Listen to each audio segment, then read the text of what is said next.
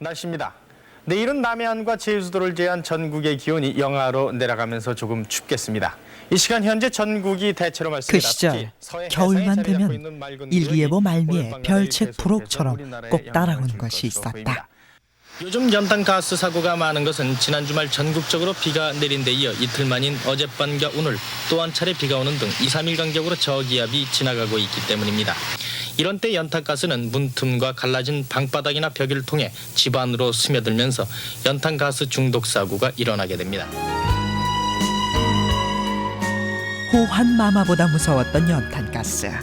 가난했던 그때 우리는 죽기를 무릅쓰고 연탄을 뗐다. 모두들 그렇게 살았다.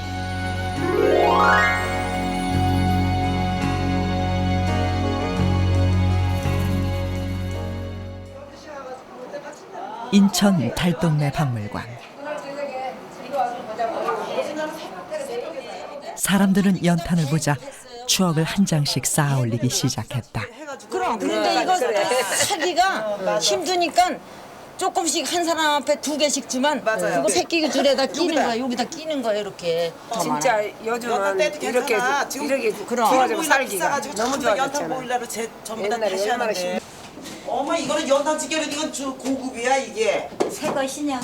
옛날에는 연탄찌개 조그만 거였잖아 언니. 이거는 연탄이 많이 핀다고요? 덜 피게 하려고. 피지 말라고 덜 피라고 그렇게 덮는 거야. 요게 두꺼비 집인데 요거를 요 아궁이에다 이렇게 넣고 사는 거야 이제. 그러면 그거로 들어가잖아요. 요 아궁이로 요로 이제 불이 쏙쏙 열기가 들어가지고. 불이라고는 이거 하나니까 불로 하는 일은 이걸로 다 한 거죠. 연탄불 하나로.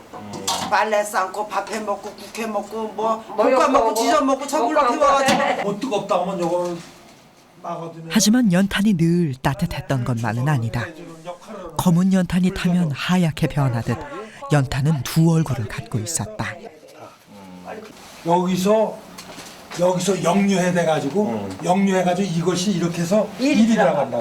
구들돌이었잖아요. 구들돌을 저 돌멩이를 이렇게 놓고 그 위에다 얹은 다음에 진흙을 발랐잖아요. 구들돌이었어요. 이런 건 세면 공부를 했지만 옛날 세면이 구해가지고 이 바닥이 진흙으로 했어요. 이렇게 진흙으로 했기 때문에 이게 좀 세월이 지나면 쩍쩍 갈라져 이게. 그럼 그 틈으로다가 가스가 새 나오는 거야. 그래서 중독이 되는 수가 흔하다고. 흐리고 꾸물거리는 날에는 연탄가스에 중독되는 일이 다반사. 연일 신문엔 연탄가스로 일가족 중독사라는 기사가 그칠 줄 몰랐다. 한마디로 연탄은 목숨을 건 난방이었다.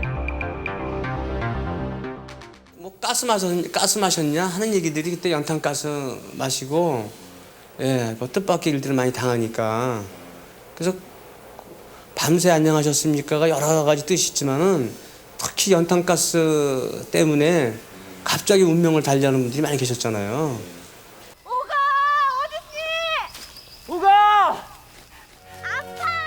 배우 오지혜도 여고 시절 단짝 친구를 잃어야 했다. 1교시 전에 이제 자습 시간인데 안 와요. 학교를 안 와서 얘 왜 뭐 늦잠 자나? 그러고 근데 1교시가 될 때까지도 안 와요. 그래서 이거 좀 뭐 이상하다. 근데 집에 전화했더니 안 받고 이모 댁인가에 전화했더니 막 울며 불며 그렇게 됐다고. 19살 때 그 충격은 엄청난 거죠. 친구가 어저께까지 수다 떨던 친구가 그렇게 갔는데 그리고 그게 위험천만한 연탄을 도대체 우리는 왜 사용하게 됐던 것일까? 전국에 걸쳐 적극 추진되고 있습니다. 여기 전라남도에서는 산림녹화 사업의 일환으로서 3월 한 달을 사방사업의 달로 정해서 산을 푸르게 덮으려는 사방사업에 온 도민이 나서고 있는 것입니다. 6.25 전쟁으로 한 번, 땔감으로 또 한 번. 우리 산은 벌거숭이가 돼갔다. 정부는 산림녹화와 연료 부족 문제를 해결하기 위해 나무 대신 연탄 사용을 적극적으로 권장했고 그 결과 국민의 90% 이상이 연탄에 의존하게 됐다. 하지만 이것이 엄청난 살인 무기가 될 줄 그 누구도 예상치 못했다. 당시 한 통계에 따르면 한 해 연탄가스 중독자만 100만 명, 사망자는 4천여 명에 달했다. 그야말로 사람 잡는 연탄가스였다. 연탄은 아주 없어서는 안 될 필수품이지만은 거기에 그 불청객처럼 따라오는 연탄가스는 인위적으로 어떻게 할 수 없는 정말 골칫덩어리면서도 또 그걸 알면서도 그 연탄을 연료로 사용할 수밖에 없었던 우리의 그 경제 성장기, 이건 우리 국민들이 그대로 받아들여야 할 숙명이 아니었나 그렇게 생각을 합니다. 겨울은 연탄가스 중독 사고가 자주 일어나는 계절입니다. 이런 사고의 불행을 미리 막기 위해 정부로서도 더 이상 두고만 볼 수는 없는 일이었다. 그림을 통해 살펴보면 우선 부엌과 방 사이에는 문을 내지 말고 이미 나 있는 문은 봉하는 것이 좋습니다. 연탄은 젖은 것보다 잘 마른 것을 골라서 사용해야 합니다. 결국 대통령까지 직접 나서 연탄가스와의 전쟁을 선포하기에 이른다.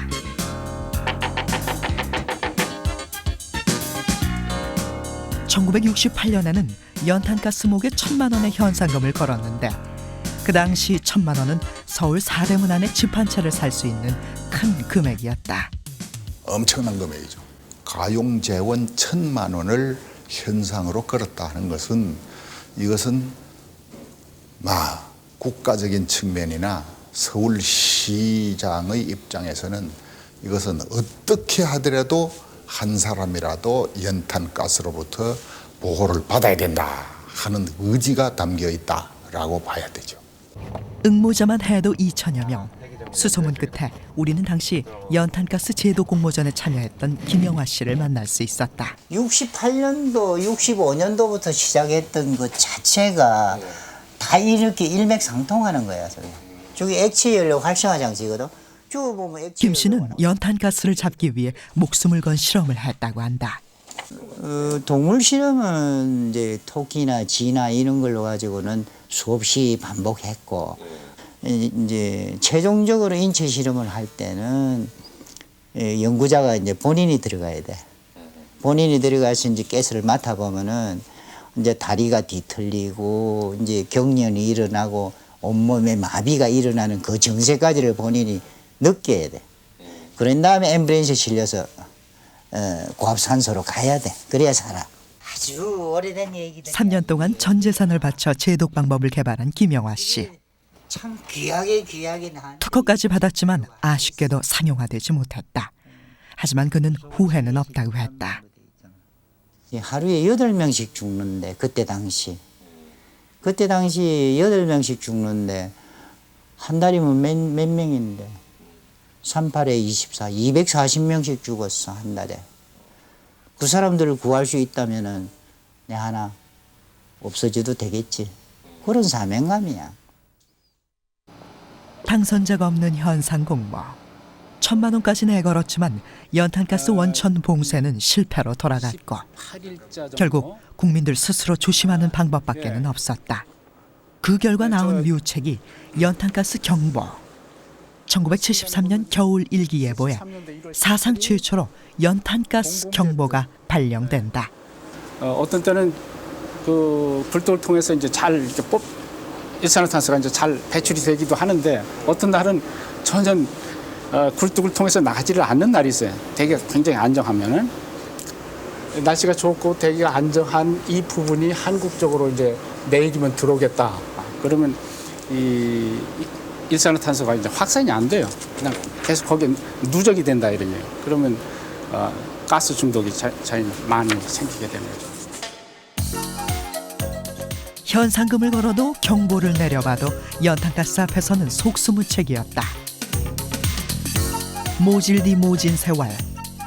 견디다 못한 사람들은 연탄가스를 이겨보려고 나름대로 갖가지 응급처치법을 동원해야 했다.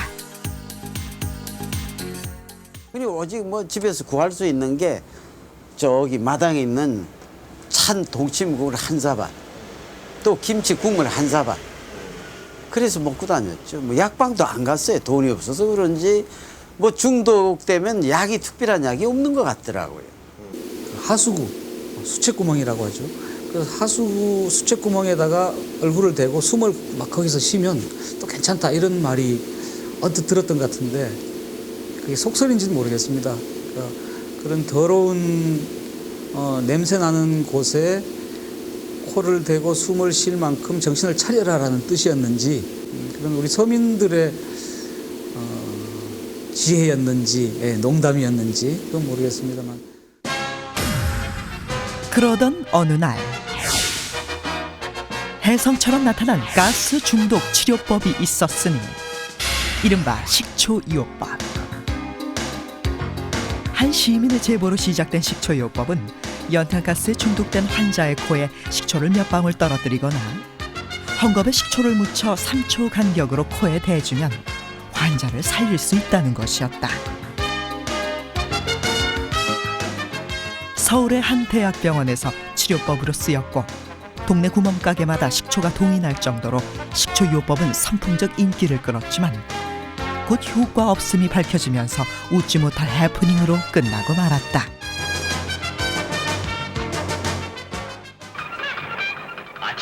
의약품 광고에까지 연탄가스가 등장할 정도로 그 시절 연탄가스 해독에 좋다면 뭐든 불티나게 팔려나갔다. 사람들은 지푸라기라도 잡고 싶을 만큼 연탄가스에서 해방되는 것이 절실했다. 얼마나 피곤하오. 고된 일 필요할 때 음주 전후에 연탄가스 중독에도 드링크.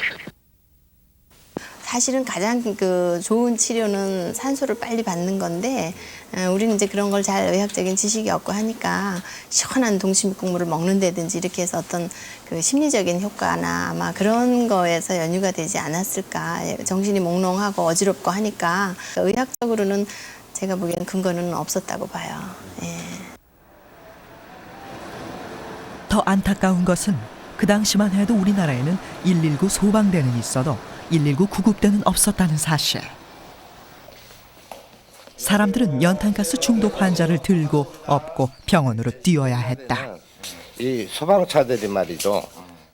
이 상황을 보다 못한 전주 소방서 소방관들은 연탄가스 환자를 실어 나르는 구급 업무를 자발적으로 시작하게 된다. 그 12시에서 4시 사이에 통행금지 시간에 환자가 발생을 하면은 통행금지 시간 내니까 병원에도 못 가잖아요. 그것을 좀 대민 봉사 차원에서 한번 해보자 해가지고 그 업무를 시작을 하게 됐죠.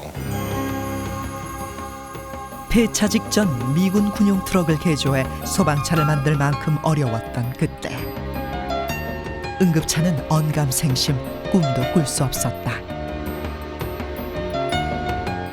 처음에 2차로 그래서 급한 김에 소방서 서장님 출퇴근용 승용차로 환자를 이송하기 시작했다고 한다. 그 집차를 가지고 구급 업무를 했다 보니까 환자도 불편하고 저희들도 불편했었고 마침 그 전주를 고향으로 한 제1교포분이 당신이 일본에서 타고 온 크라운 외곤차를 전주 소방서에다가 기증을 해주셨어요. 그래서 그 기증된 차를 구급차로 제가 개조를 해서 이것이 이른바 최초의 119 구급차. 평상시에는 주로 산모를, 겨울철에는 연탄가스 환자를 실어 날랐다. 한 사람이라도 더 살려야 한다는 생각에 밤잠 설쳤던 그때를 생각하면 지금도 가슴 한켠 뿌듯함이 남아있다. 우리 전주 소방서에서 제일 먼저 구급 업무 시작을 해가지고 이것이 전국적으로 파급되고 그룹으로 인해 가지고 또 구급 업무가 소방 고유 업무화 되는데도 크게 일조를 했고 30년이 넘는 세월, 사람들은 보이지 않는 연탄가스와 사투를 벌였지만 벗어날 수가 없었다. 결국 경제가 발전하면서 기름 보일러와 도시가스가 보급되자 사람들은 연탄을 외면하기 시작했고 그제야 연탄가스에서 조금씩 벗어날 수 있었다.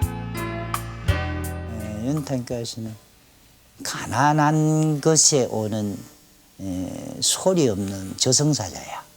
그것이 가난했을 때. 저희 석탄 산업 한 50년 사이에 있어서 해결하지 못했던 가장 숙제, 그러면서 이제 사양길로 들어서 있는데 연탄가스 제거를 못했다는 거예요. 영문이 그 아마 미제로 남을 것 같아요. 예.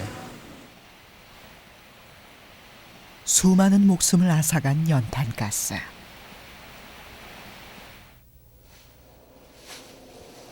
도예가 윤재일 씨는 그 시대의 아픔을 작품으로 표현했다.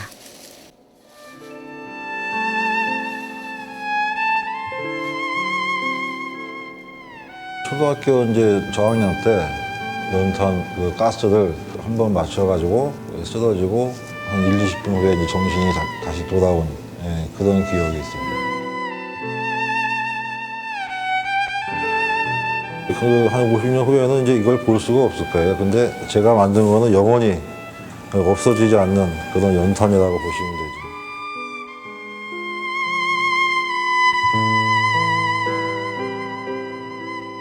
(2005년) 겨울 여전히 우리 곁에는 연탄이 있다. 그러나 연탄가스는 이제 우리 추억 속에 아스라한 생채기로 남았다.